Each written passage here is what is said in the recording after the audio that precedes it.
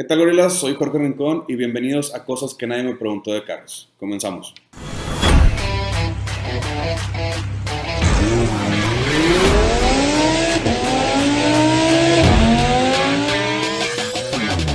El día de hoy vamos a hablar de algunas de las categorías de carreras. Yo sé que existen muchos tipos de carreras y muchos tipos de carros, pero en este episodio solo vamos a hablar de las tres que a mi parecer son las más importantes: la Fórmula 1, la NASCAR y por supuesto el Rally. Pero más específico de una subcategoría dentro del Rally mundial que se conoce como Grupo B. Empezamos por el Rally. El Rally son carreras que se realizan en bosques y ciudades, que a diferencia de las demás categorías no cuentan con una pista como tal. Se manejan por sectores y el más rápido en acabar los sectores gana, lo que hace que sea una de las categorías automotrices más accidentadas, debido a que no existen barreras de seguridad y la mayoría de las veces las salidas de pista son acantilados. Habiendo aclarado esto, hablaremos de la categoría que, aún con lo ya peligroso que es el Rally, se volvió la más peligrosa del mundo, la Grupo B. Todo comienza cuando, debido a los altos costos de producción y a los límites de producción que presentaba la categoría A del WRC World Rally Championship, por ejemplo, en el grupo A tenías que fabricar 5,000 unidades para poder competir, a diferencia del grupo B, que solo te pedía 200. Y en caso de alguna actualización en el modelo, el grupo A te pedía otros 5,000, cuando el grupo B solo necesitabas hacer 20 con esa actualización. Aunado a eso, la reglamentación de la categoría B era casi nula, pudiendo los equipos hacer realmente lo que quisieran, ya que solo se les pedía el peso más bajo y que no fuera convertible, lo que hizo que el desarrollo fuera ilimitado. El primer año, Audi hizo muy pocas modificaciones al Audi 4 que competía en la categoría A, pero lo suficiente para llevar al piloto Hannu Mikkola a ser el campeón del año 1983. Por otro lado, el 037 de Lancia, con un poco más de desarrollo, fue más constante, lo que le ganó al campeonato de constructores de ese año. Mientras todos mantenían las bases de los carros originales, Peugeot decidió hacer algo diferente y diseñó un 206 un poco más corto, el 205 T16, con tracción integral, motor central de 1.8 litros turbocargado, que producía nada más y nada menos que 350 caballos de fuerza a las 4 llantas, lo que hizo que dominara ese año. Y al año siguiente presentaron la mejora, que producía 400 caballos de fuerza, y hubiera ganado si no fuera porque su piloto, Ari Vantenen, tenía la costumbre de siempre chocar mientras iba ganando las carreras. Justo antes de cruzar la meta, chocaba, por lo que el ganador de ese año fue su compañero de equipo Timo Salonen en un 205 T16 de Peugeot. Los carros se hicieron tan rápidos que los choques fueron cada vez más frecuentes y aparatosos, ya que los pilotos iban tan rápido en rutas tan estrechas que sus habilidades eran probadas en todo momento. El piloto Björn Waldegard dijo que, cito, los carros eran tan rápidos que el cerebro no alcanzaba a reaccionar a tiempo, era simplemente demasiado. Imagínate una persona que está acostumbrada a la velocidad, a la adrenalina, a lo extremo, que diga que algo es demasiado. Eran los carros más ligeros, pero también los más rápidos y más potentes, lo que suena a una bomba de tiempo a punto de explotar. Y esa bomba explotó en 1986, tan solo 3 años después de su creación de la categoría, en la etapa del rally portugués Lago Azul, cuando el piloto Joaquín Santos intentó esquivar a los fans que se encontraban en la pista, provocando que el piloto perdiera el control y arrollara al público, dejando 31 heridos y 3 muertos. Eso es otra cosa, en el rally no hay barreras de seguridad, la gente literalmente se mete a las pistas y tienen que ir esquivando a los carros conforme pasan, lo que hizo que los demás equipos se salieran de la competencia en ese momento, y empezaban los rumores de si la categoría era muy peligrosa, inclusive para existir, ya que se le suma que un año antes había muerto el piloto Attilo Bettega en su Lancia 037, mientras su copiloto mágicamente salía ileso. Pero ese mismo año, de 1986, la joven promesa del rally mundial, el piloto Henri Toivonen, que algunos decían que cada vez era más rápido y era increíble verlo manejar cada etapa siempre más rápido, y su copiloto Sergio Cresto arrancaban la primera etapa del Tour de Cos en Francia, para solo 7 kilómetros después perder el control y chocar su Lancia cayendo por un barranco que provocó que se perdiera combustible, creando una gran bola de fuego que, para cuando llegaron los equipos de rescate, no había más que una jaula de metal, provocando tristemente la muerte de 2 pilotos, haciendo que en 1987 la WRC declarara al grupo B como fuera de competencia por completo, creando así la categoría automotriz más peligrosa jamás existido. Hacemos una pequeña pausa para hacer mención a uno de los más grandes exponentes del WRC, el piloto Ken Block, que tristemente fallece este año.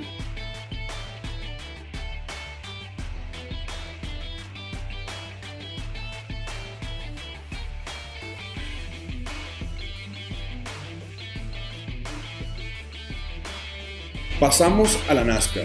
que podemos empezar por lo que significa NASCAR derivado de sus siglas en inglés, National Association of Stock Car Racing, o en español, Asociación Nacional de Carreras de Automóviles de Serie. Sus inicios tienen dos variantes, la legal y la ilegal. La primera fue en Daytona Beach, donde se utilizó la playa para hacer récords de velocidad, y la segunda, y más interesante, es que en la época de la prohibición de Estados Unidos, los contrabandistas usaban carros modificados para distribuir whisky de contrabando entre pueblo y pueblo, por lo que en 1945 y después de la Segunda Guerra Mundial, las carreras se estaban popularizando por el país, había muchos carros modificados, pero era muy raro que los pilotos salieran de su región para correr en otros lados. Es por eso que en diciembre de 1947, Bill France Sr., promotor de Daytona International Speedway, que por cierto fue el primer óvalo pavimentado y super speedway de Estados Unidos, ya que antes solo se corría en tierra y arena, unió a los principales corredores del país, y en febrero de 1948 se correría la primera carrera de la ahora conocida NASCAR. Las carreras de NASCAR pueden ser muy accidentadas debido a la gran potencia de sus motores y su poco peso, y a diferencia de la Fórmula 1, que solo hay 20 pilotos en parrilla, en la NASCAR hay 40, por lo que cualquier incidente puede acabar en accidentes muy aparatosos, ya que yendo más de 300 km por hora y tan pegados uno del otro, es muy difícil esquivar el carro delantero. Pero también es una de las categorías en las que pasan cosas increíbles que en ninguna otra categoría del mundo se ven. Una es que tienen la mayor cantidad de finales de fotografía registrados. ¿Qué es esto? Son esos finales que se ganan por milésimas de segundo, que llegan los carros, ¿vieron Cars? Al final de la primera carrera de la Copa Pistón. Algo así, eso es muy común en NASCAR, y una de las más emblemáticas es cuando Dale Earnhardt empuja a Jimmy Johnson para un final espectacular que gana con una diferencia de .002 segundos. Y ahora sí, lo que todos estábamos esperando, la categoría reina del automovilismo, la Fórmula 1. La Fórmula 1 se remonta a los principios de 1900, cuando la gente con dinero de la época hacía carreras por diversión, yendo de un pueblo a otro en caminas de tierra y llamándolas Gran Premio. De igual manera que la NASCAR es interrumpida por la Segunda Guerra Mundial, pero igualmente con la NASCAR, a la gente no le tomó mucho tiempo empezar a correr otra vez. Y en 1947 se crea la Federación Internacional del Automóvil, o como se conoce por sus siglas, FIA. Por lo que en años posteriores se creó un reglamento y un sistema de puntos para premiar al mejor piloto. ¿Qué reglas había en ese momento, se preguntarán? Muy fácil, que el motor no pasara de 2.5 litros de desplazamiento, por lo que marcas grandes, por el bajo costo de los motores, decidieron entrar. Marcas como Lancia y Mercedes, quienes estos últimos crearon una leyenda del automovilismo, ya que en 1953 contrataría al nacido en Argentina Juan Manuel Fangio, quien sería campeón de la Fórmula 1 en múltiples ocasiones, empezando en 1954 y 55, antes de que Mercedes se retirara de la Fórmula 1 debido a un accidente en las 24 horas de Le Mans de 1955. Los accidentes también sacarían de competencia a Lancia, por lo que venderían todo su equipo de carreras a un tal Enzo Ferrari, quien también terminaría contratando a Fangio para así coronarse como campeones en 1956. En 1958, el equipo Cooper Car Company cambiaría por completo el rumbo de la Fórmula 1, cambiando el motor de posición delantera a posición central, siguiendo los pasos del legendario Ferdinand Porsche, lo que provocó que para 1961 todos los fórmulas fueran motor central hasta la fecha. Pero luego llegaría el magnate de la ingeniería automotriz, Colin Chapman, de quien ya tenemos un episodio. Si no lo han visto, se los dejo aquí abajo en los comentarios para que lo vean, quien en 1977 haría una de las innovaciones más grandes hechas en la historia de la Fórmula 1. Utilizando sus conocimientos aeroespaciales, usaría el cuerpo del Fórmula 1 como un ala de avión a la inversa, provocando un efecto suelo nunca antes visto, lo que hacía que hubiera más efecto suelo y menos drag al poder retirar los alerones gigantes que se utilizaban en la época. También existió una extraña época en la Fórmula 1, ya que no había homologación en los monoplazas de cómo tenían que verse, por lo que los equipos podían hacer prácticamente lo que quisieran con los carros, lo que provocó que las parrillas se vieran algo así. Carros de 6 ruedas, alerones increíblemente grandes, incluso existió uno que tenía un ventilador en la parte trasera para hacer más efecto suelo en las curvas. Pero en 1978, y después de haber usado turbos en otras competencias, Renault decidió jugársela con el reglamento, ya que permitía motores turbos siempre y cuando su desplazamiento fuera la mitad de los 3.0 litros usados hasta la fecha, produciendo la increíble cantidad de 700 caballos de fuerza contra los motores naturalmente aspirados que solo producían 500 caballos de fuerza con el doble de desplazamiento. Pero en 1989 la FIA prohibiría los turbos, pero ampliaría el desplazamiento de los motores a 3.5 litros, haciendo los carros igualmente rápidos a sus predecesores turbos y dejándonos leyendas como Ayrton Senna, Nigel Mansell y Alan Prost, entre otros. Pero en 1994, y después de una larga racha de seguridad en las pistas, tenían un poco más de 10 años o rondando los 10 años sin accidentes fatales, vendría lo que para muchos es una de las tragedias más grandes que hayan pasado en la Fórmula 1. Cuando en el Gran Premio de San Marino, 2 de los 3 accidentes fueron fatales, siendo el más recordado cuando el 3 veces campeón del mundo Ayrton Senna peleaba posición con un joven Michael Schumacher, cuando pierde el control y choca contra el muro perdiendo la vida al instante. Lo que provocó que la FIA hiciera nuevas reglas enfocadas en hacer los carros más seguros o lentos para ser más práctico. La primera fue regresar al desplazamiento de 3 litros y obligó a los equipos a poner una tabla de madera en el suelo para medir el efecto suelo del carro. Si al final de la carrera la tabla está desgastada más de lo permitido, quiere decir que el carro efecto suelo es ilegal y el carro queda descalificado. Esta regla sigue vigente en la Fórmula 1 hasta ahora.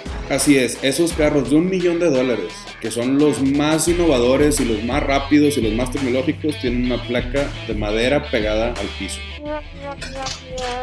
En 2008, y debido a los altos costos de carrera, la Fórmula 1 homologaría un motor V8 para ayudar a los equipos chicos a competir, que quería prácticamente como anillo al dedo para los equipos chicos, porque increíblemente después de la recesión mundial, equipos grandes como Jaguar y BMW se vieron forzados a dejar las carreras, mientras muchos equipos chicos pudieron subsistir por los costos reducidos de la nueva homologación. El último cambio importante en motores vendría en 2014, con los motores híbridos 1.6 litros V6 turbocargados que se usan en la actualidad. Sé que dejamos muchas categorías fuera, pero si metemos todo lo que existe de carreras en este capítulo duraría un mes. Déjanos en los comentarios cuál es tu categoría favorita y próximamente hablaremos de otras categorías interesantes que vale la pena conocer.